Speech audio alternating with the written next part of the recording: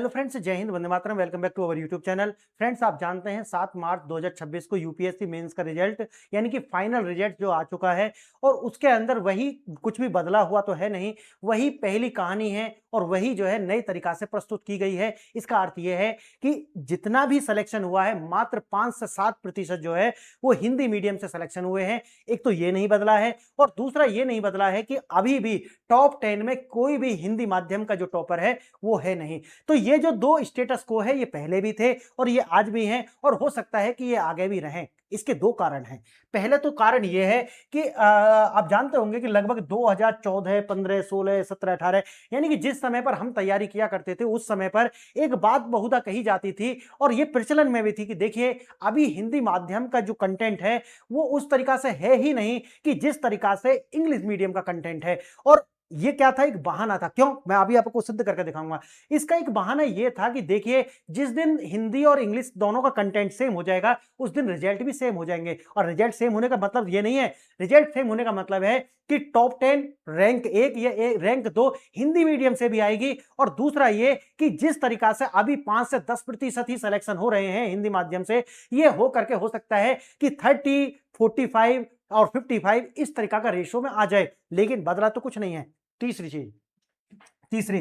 देखिए, आज आप देख रहे होंगे कि बड़े बड़े जो कोचिंग माफिया हैं जिसके अंदर मैं नाम नहीं लूंगा, आप जानते हैं अच्छे से कि जो जितने टोटल सिलेक्शन हुए हैं उन पर तो पेनल्टी भी लगी है ना उनके ऊपर। तो जितने सिलेक्शन हुए हैं उससे ज्यादा अगर टोटल जितने भी कोचिंग सेंटर्स हैं उनके जो कटआउट्स पर जितने फोटो हैं, एक एक बच्चे का फोटो 4-4, 10-10 कोचिंग जो सेंटर हैं वो छाप रहे हैं। और सोचिए इस तरीका का जो घपला है वो खुलेआम चल रहा है। कारण क्या है कि मोटी रकम वसूलते हैं और जो जुर्माना लगता है वो लाखों में लगता है। करोड़ों कमाते हैं, लाखों का जुर्माना भर करके बाहर आ जाते हैं। क्यों? क्योंकि एथिक्स विषय पढ़ाने के लिए है, उसको जीवन में खुद नहीं उतारना है।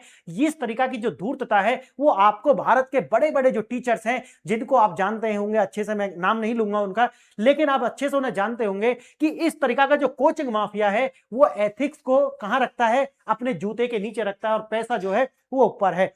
इन्हीं माफिया की वजह से और यूपीएससी का जो अपना एक माइंड है ना कि ये चलता वाला माइंड है। मैं यूपीएससी को 4 बार आलोचना कर चुका हूं, लेकिन मैं इसलिए आलोचना करता हूं, बहुत सारे लोग कहते हैं कि आप यूपीएससी को आलोचना करते रहते हैं। देखिए कारण यह है कि यूपीएससी के पास में रिसोर्सेज की कोई कमी नहीं है, उसके बाद भी आज भी उसका जो माइंड है वो वहीं पर अटका हुआ है। अरे ये तो हिंदी माध्यम वाला है, ये तो वही है जो 1980 से पहले वाला जो माइंड है ना कि इंग्लिश मीडियम वाले ही तो लोग यूपीएससी में सेलेक्ट हो सकते हैं। ये तो एक एलाइट लोगों का क्लब है, यहां पर हिंदी माध्यम ये गांव के गंवार लोग कहां से आ जाते हैं। ये जो दृष्टि है आज भी यूपीएससी की बनी हुई है, समझिए इस बात को।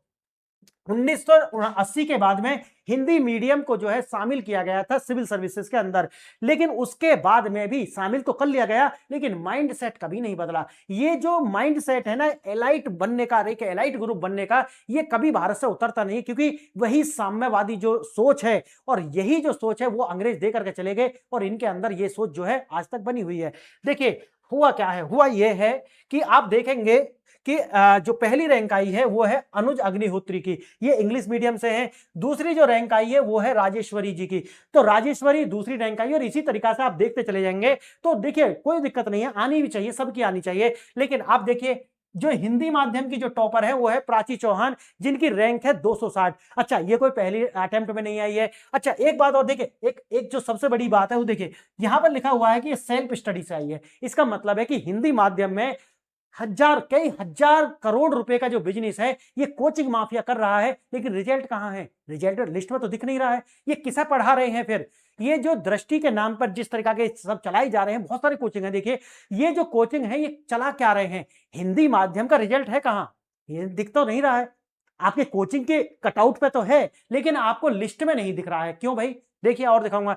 दूसरा देखिए विपिन देव राय, इनका 316 रैंक है, 316 रैंक, और ये भी पहली बार में सेलेक्ट नहीं हुए हैं, ये पहले भी सेलेक्ट हुए हैं और इन्होंने जो है कई अटेम्प्ट दे करके ये आए हैं। और देखिए एक आगे और आपको दिखाऊंगा, इसमें देखिए हिंदी सफलता उम्मीदवारों की जो रैंक है, देखिए प्राची चौहान जो है 260 रैंक है, इनका ऑप्शनल क्या है? हिस्ट्री ऑप्शनल रहा है। दूसरा देखिए विपिन यादव 316 रैंक है, कितना है? हिंदी साहित्य इनका विषय है। श्याम सुंदर 800 रैंक है, हिंदी माध्यम हिंदी साहित्य इनका भी ऑप्शनल है, यानी कि 5% से ज्यादा का जो रेशो है ये बढ़ ही नहीं रहा है। सोचिए, ये अपने आप में इतनी बड़ी हिंदी बेल्ट है जहां से हिंदी माध्यम के साथ में मात्र 4 से 5 सिलेक्शन आपको दिखाई पड़ते हैं, और यह अपने आप में बहुत अफसोस का विषय है कि जिस हिंदी माध्यम के लिए करोड़ों करोड़ रुपए का जो है वो बिजनेस छाप रहे हैं लोग, ये जो कोचिंग माफिया है, लेकिन रिजल्ट जो है आपको लिस्ट में दिखाई नहीं देता है। थोड़ा देखते हैं इसमें और आगे। देखिए, 2 प्रश्न हैं, ये आपका यूपीएससी को आप कितना समझते हैं उसके लिए हैं।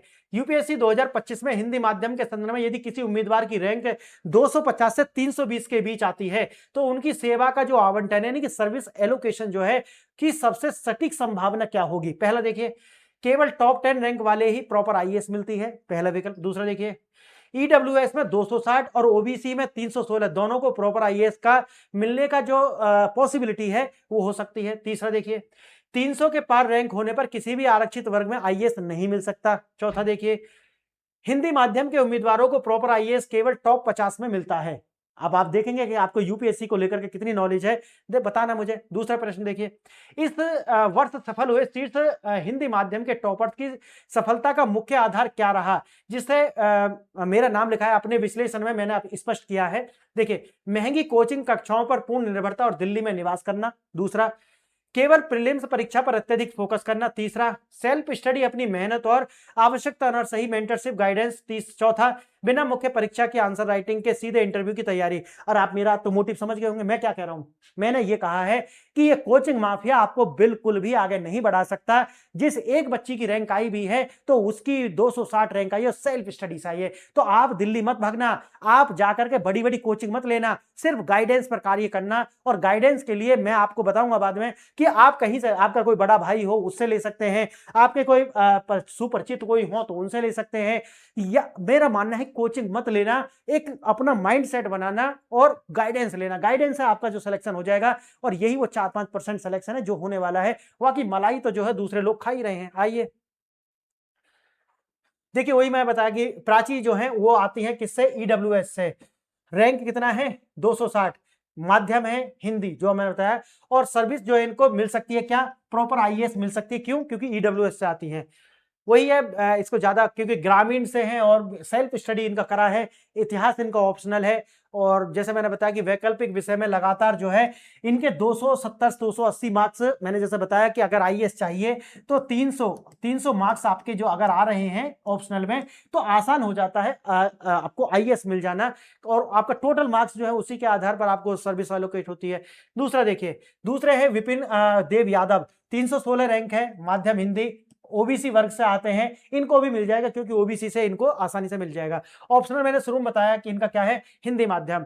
अच्छा, इनका और देखिए तीसरा नाम देखिए श्याम सुंदर, यानी कि लगभग 800 रैंक इनकी है, एसटी वर्ग से, यानी कि ये भी जो है आरक्षित वर्ग से आते हैं। हिंदी माध्यम में जनरल से सिलेक्शन लेना, आप समझ रहे हैं ना कि कितनी टेढ़ी खीर हो चुका है। और आप जानते हैं कि जनरल वाले फिर करेंगे क्या, क्या करें, सोचिए। तो हवन करो, और क्या करोगे, इससे ज्यादा करिए।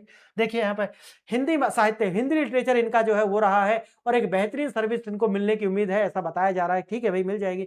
उसके बाद, हम किसी सफलता का झूठा दावा हम तो नहीं करते, मैं तो अपने लिए बोल रहा हूं। हम किसी सफलता का, हम ये नहीं कहते कि देखिए हमारी वीडियो देख करके कोई आईएएस बन जाएगा, फलाने की। देखिए लोग तो यही दावा करके कितना बड़ा बिजनेस बना लिया कि मेरी वीडियो देखिए और आईएएस बन जाइए। देखिए ये सब दावे जो है फर्जी हैं। बच्चा जो आईएएस बनेगा वो प्रॉपर गाइडेंस और अपनी मेहनत, यानी कि अपनी मेहनत करेगा, प्रॉपर गाइडेंस उसको मिलेगा, और उसी तरीका से ताकि वो अपना एक जो फोकस है वो सही तरीका से डिस्ट्रीब्यूट कर पाए कि प्रीलिम्स में कितना टाइम देना है, मेंस में कितना टाइम देना है, और मेंस में भी आंसर राइटिंग में कितना टाइम देना है, कंटेंट पे राइटिंग में कितना टाइम देना है। अगर ये बैलेंस कर लेते हो तो आईएएस बन जाओगे। और आपको ये पूरा विश्लेषण देखकर एक बात जरूर समझ में आ जानी चाहिए कि देखिए हिंदी माध्यम में अगर आप जनरल कैटेगरी से आ रहे हैं तो भाई छोड़ दीजिए, क्योंकि यूपीएससी जो है वो बिल्कुल भी इस मूड में नहीं है आपको एंटरटेन करने के में। उन्होंने कह दिया कि देखिए ये एलाइट वर्ग है और यहाँ हिंदी माध्यम का कोई काम नहीं है। हाँ, अगर कोई ईडब्ल्यूएस से कोई थोड़ा इधर उधर करके कोई आरक्षित वर्ग से आ जाए तो हम कहां तक रोकेंगे, 5% है, कहां तक रोकेंगे। देखिए छोटे छोटे होल्स से निकल करके आ जाते हैं ना, कितना भी रोक लो मच्छर तो अंदर आ ही जाएगा ना। वही है कि यूपीएससी ने प्रयास बहुत किया है लेकिन कुछ हो नहीं रहा है, आ ही जाते हैं 10-5%, तो बस वही 10-5% है। अगर आप हिंदी माध्यम के हैं तो जाइए और आप कुछ नहीं कर सकते, आराम से अपना सोइए और कुछ नहीं है। फ्रेंड्स, देख करके बड़ा दुख होता है, लेकिन इस दुखी मन से हम कुछ कह नहीं सकते, आलोचना कर सकते हैं। और मैंने यूपीएससी की लगातार आलोचना की है, इस बात को जो मैं स्वीकार करता हूं और मैं करता रहूंगा। कारण है कि इनका यही जो है एक साम्राज्यवादी जो इनका मूड है और वही इंटेंट इनका जो दिखाई पड़ता है, इनकी आलोचना होनी चाहिए। और सरकार को जो है डीपीओटी जो है उसको इन पर थोड़ा सा संज्ञान लेना चाहिए कि हिंदी माध्यम के साथ हो क्या रहा है। क्या एक भी टैलेंटेड विद्यार्थी नहीं है जो टॉप 10 टॉप 20 में आ जाए? देखिए, बड़ा अफसोस है। वीडियो देखा इसके लिए धन्यवाद। जय हिंद, जय